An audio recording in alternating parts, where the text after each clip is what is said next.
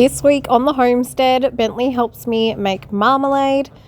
Then we get stuck into the garden. We have new life on the farm and progress on our chicken coop. Tim's been working hard on the chicken and duck coop. So he's managed to get the back side of most of the tin on. There's quite a slope to the land, so we need to sort that out later. Speak of the devil, he's stealing the digger. My digger. This is the nesting box. We're going to put some handles on it and it just kind of folds out. I'll do another video where I can show it working properly. But if we look on this side, this is where the nesting boxes are going to be.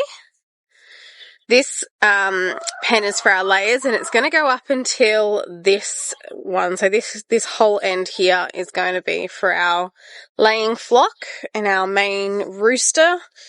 And then we'll have 3 more bays.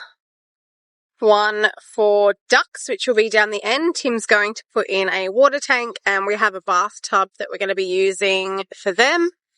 We're going to have like a pullet pen for youngsters. And if we need it, or if we need like an extra pen, and then we're going to have like what I'm going to call the maternity ward for all of our broodies. Into the chicken pen we go. The current temp setup. I wanted to show you our new babies. Hello, little ones. Gosh, they're just so cute.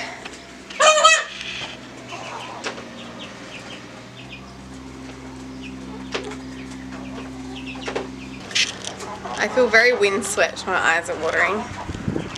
Whew. So, I'm very, very lucky. I've mentioned it quite a few times now, but my mum breeds chickens. And at the moment she is playing around with Wyandottes and their different colours and things like that. So she loves genetics, which I think is wonderful, and it's quite a hobby for her, which is really fun. I'm not really into the genetics. I get really confused about it. Like, I don't have the brain for that. But what I do like is chickens that are dual purpose, and I think Wyandottes are a really good breed for that. Now, because my mum was playing around with the colours, she had a whole batch of chicks that she just wanted to see what happened from these hens to a particular rooster. And now she knows what colours they breed. She wasn't requiring the chicks anymore, so she had 7 available, which she kindly gifted us. And yeah, we went up for her 70th birthday, which was lots of fun. We had a great time, and it was just for like a quick visit, purely for her birthday. So happy birthday again, Mum. And yeah, it was so funny. I feel like every time we go up to do a quick visit, or Tim goes up to collect more of our stuff, because they've got property, and so we've got some things out the back. Not really anymore, we've pretty much taken it all now, but it's been quite the process. And so yeah, he will always come back with chickens for the flock.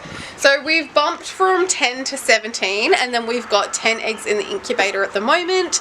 Like I said, we have got power on now. I know we were all, and we do want to be off-grid, 100% want to be off-grid. But we had 2 like little solar setups. We were just having constant issues. We'd already replaced batteries, replaced controller. Last thing to do was replace the panels. And we still needed to buy another generator, which was going to be more powerful so that it could run the welder, and then it just kind of felt like a lot. It's going to cost us thousands and thousands, maybe about 10 grand for a proper solar system for the house and the generator that we required for the welder. And we were like, you know what, for now we've got a lot of renovations to do and a lot of work out here, so we'll just hook the power up. And our first bill was $22, so not mad about it right now. It's actually cheaper than the fuel we were paying for the generator, so the irony right there.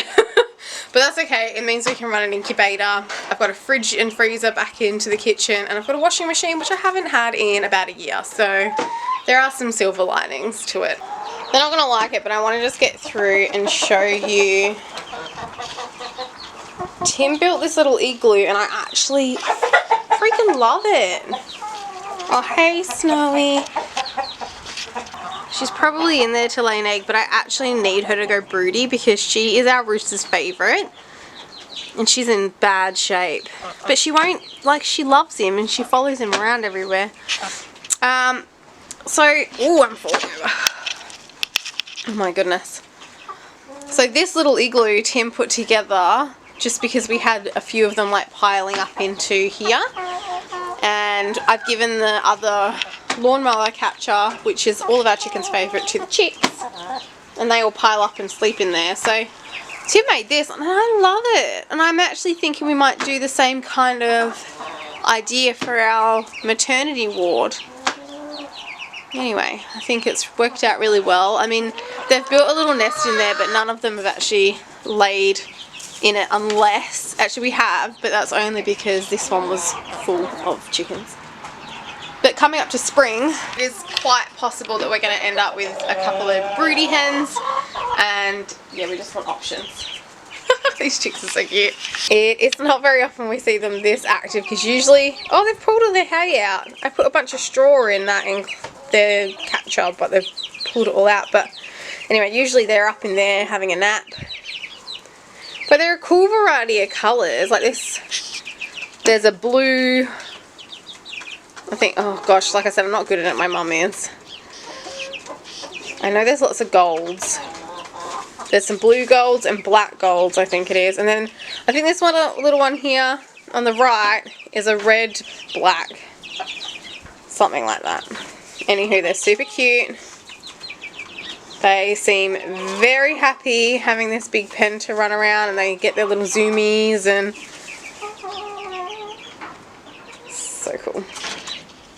This rooster, he just started crowing the other day. It was so adorable. We can't even take him seriously. Pepper, what are you doing in here? Alright, I think we're going to leave because Randy, our main rooster, is looking nervous. And he hasn't, well, I'm not going to say the words, but anyway, he's been very nice. Pepper, you're stressing everyone out. Come on, outside. Alright. Bentley and I want to do some cooking, so I'm going to take you inside in a minute. I just want to check on my seedlings first. Oh good, everything's looking good. I always check to make sure the chickens haven't gotten up. I need to get these pumpkins out and these zucchinis. I just haven't been very well lately, so we've got little cabbages coming up. But Bentley is on school holidays, so I have him and Hudson home.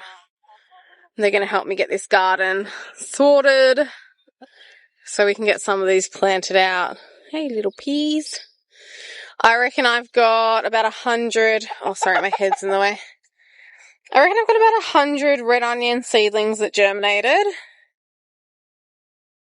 And maybe 5 of the yellow. The yellows have not been germinating well for me at all. I'm really disappointed. Because they're the long storage ones too.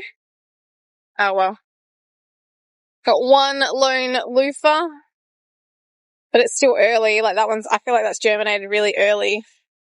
As it's pretty cool down this way still. We've had 2 days of like 20 degrees, but other than that, nothing particular. And this is I think it's a Chinese cabbage. I want to try and do some kimchi and stuff with it. But yeah, anywho, so I like to check on my seedlings every day, just see how they're going. We get those leeks in the ground too. It's getting to that point now where I just need to get stuff in the ground.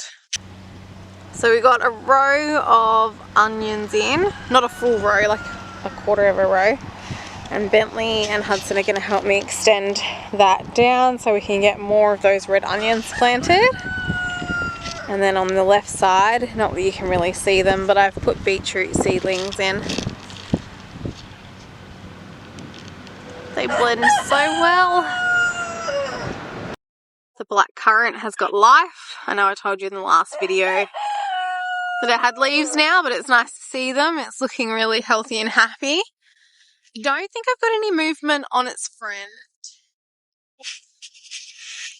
Oh, actually, that looks promising. It's gone lighter in colour, so that might do fine. I kind of chopped it off the side of this. It was like a nub on the side, so I chopped it off with a bit of root and thought I'd see if it took. And then Bunnings had rhubarb down to $4, so I bought 2 more. They're settling in. This is my original that I bought ages ago. The corn has been planted. No movement on it yet, but on a promising side, our potatoes have started to sprout. So we've got lots of little potatoes sprouting. They're a bit hard to see at the moment, but that is exciting stuff. Oh, you know, this is a problem. My chickens have followed me out here and now they're going to eat my things. I've been trying not to plant out until they're like in that orchard area, but anyway. Let's get them out of here, hey? We'll entice them with food.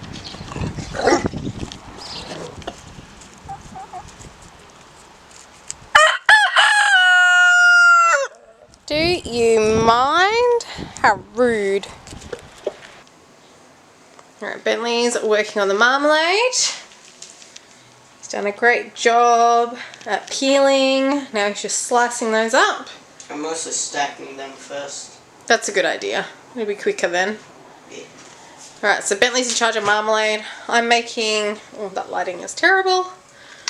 I'm making a liver pate, so I've just taken time to remove all the connective tissue out of the livers. Nigel, back it up. Nigel can smell it. Nigel.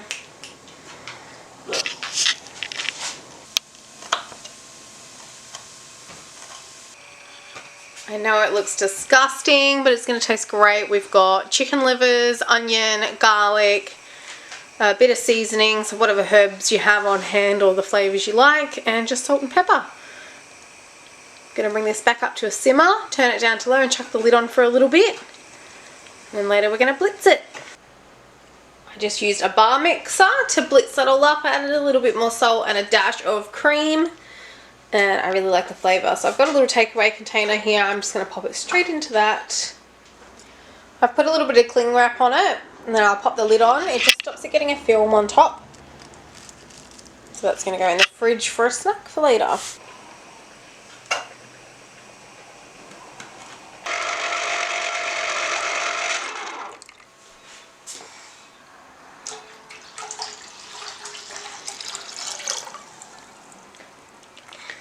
Alright, we need to get the heat on, keep that container out because we're going to fill it up with sugar soon.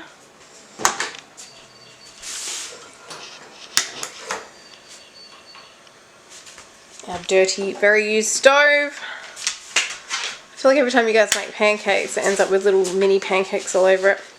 Alright, that looks really good. We're going to cook that through until the rinds are soft.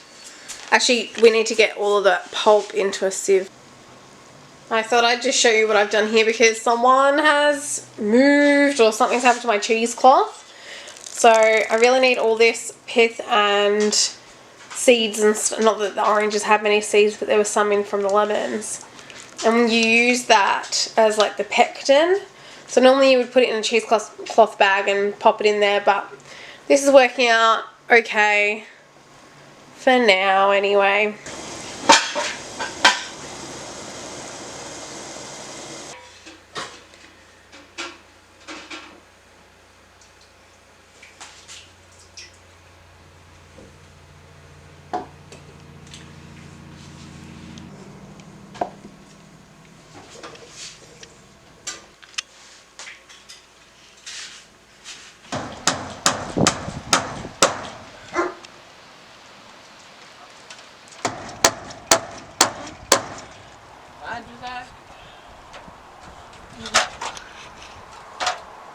It's crazy how just like a piece of tin or a bit of wire just changes it so quickly.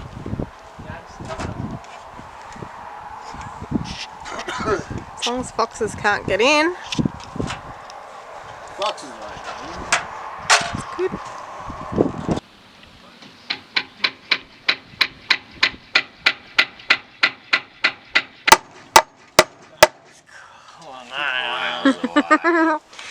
Is this a trust exercise? Yeah. I wish.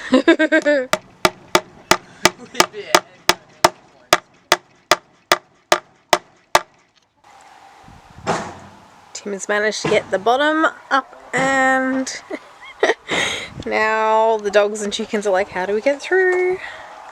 We're actually going to put a gate here.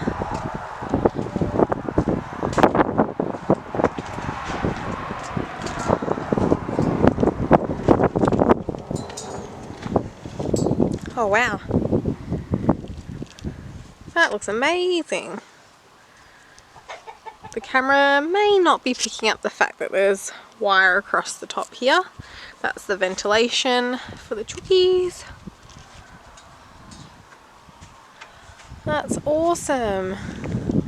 It's exactly how I envisioned it.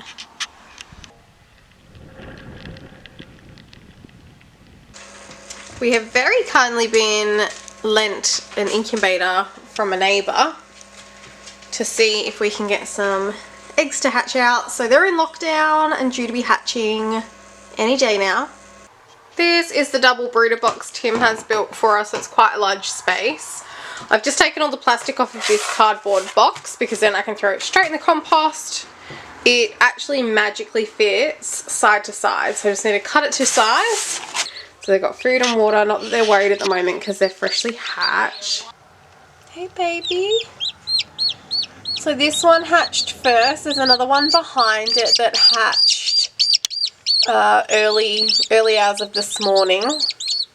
This little chick here is the first one that started pipping around, what time was it? 3:30 in the morning on the 23rd. Today is the 25th of September. And so it's been over 24 hours and this one hasn't made much progress. It's still alive in there, so I decided to help it a little bit. The membrane, I haven't touched the membrane. I've just removed some shells, so it's got a bit more of an ability to get out if it can find the strength. Hopefully. Yeah, hopefully. So we're just going to have to wait and see what happens with this one. And fingers crossed it makes it. Everyone else is still pipping away and doing okay.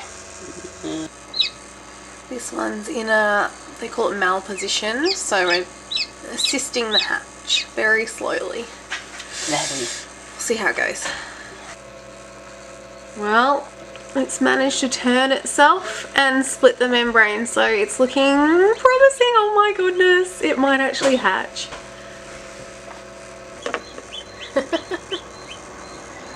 Assisted hatch, successful. Well, you can see very well through all the humidity, but I waited, goodness how long, 36 hours I think it's been, or maybe 34 hours since he first pipped, or it first pipped, the dark one.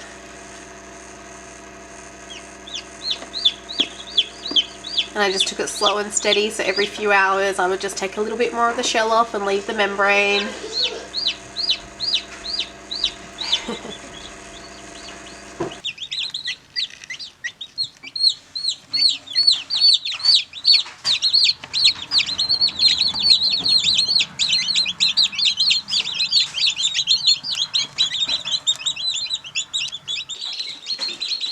Okay, cheeky.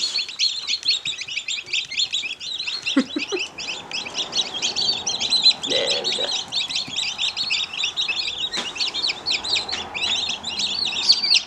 It's the bravest one, isn't it?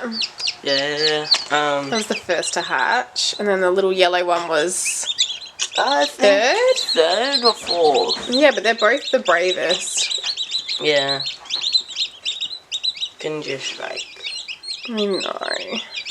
They're very cute. So cute. So we had 10 out of 10 eggs fertile.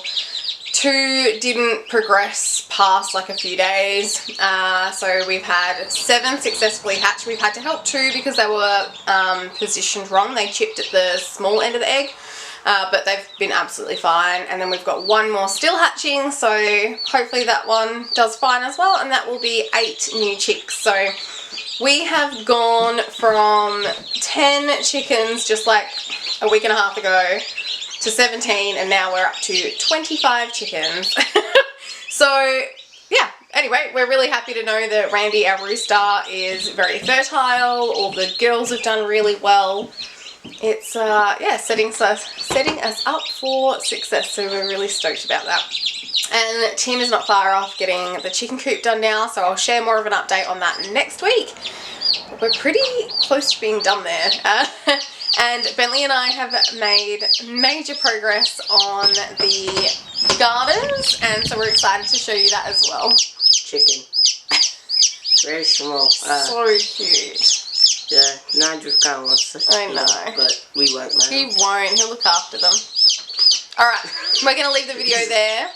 But thanks so much for joining us again, guys. And yes, our chaotic week. And thanks for joining us. Have a great weekend. We'll see you guys later. Bye.